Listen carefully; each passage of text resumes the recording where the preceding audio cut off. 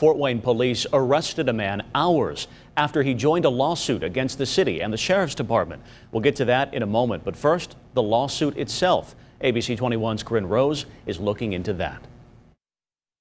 The primary purpose of the lawsuit is to make sure that people can engage in First Amendment activities in Fort Wayne without fear. Friday morning, the American Civil Liberties Union, or ACLU, filed a lawsuit against the city of Fort Wayne and the Allen County Sheriff's Department that claims breaches of the First and Fourth Amendment constitutional rights of people at the Black Lives Matter protests the weekend of May 29th and later in June. After protesters flooded into the street and some hurled water bottles, rocks, and fireworks at police, officers tossed tear gas into the crowd, fired rubber bullets, and used mace to get demonstrators to disperse.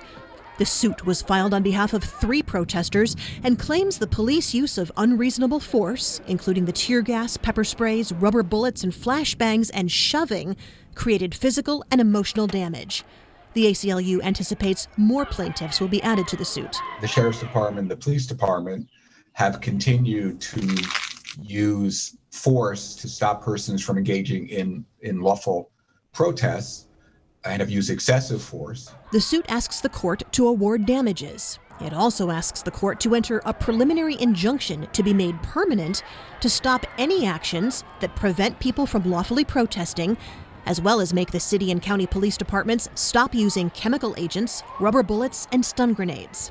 Even if there's a situation where an unruly crowd needs to be dispersed, the Fourth Amendment that protects us from unreasonable searches and seizures requires that the force be reasonable. A woman who didn't want to be identified supports what the police did. A man we talked to does not. They wouldn't go home, the protesters, and they turned into something else, and they went down the street and broke a lot of windows at the Y and other places just to be stupid.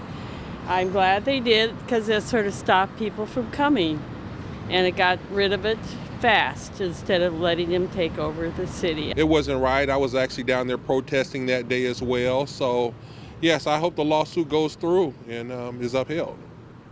So you think the police weren't right in what they did? I don't believe they gave anyone any kind of warning before they started tear gas. The next step is for the case to be assigned to a judge.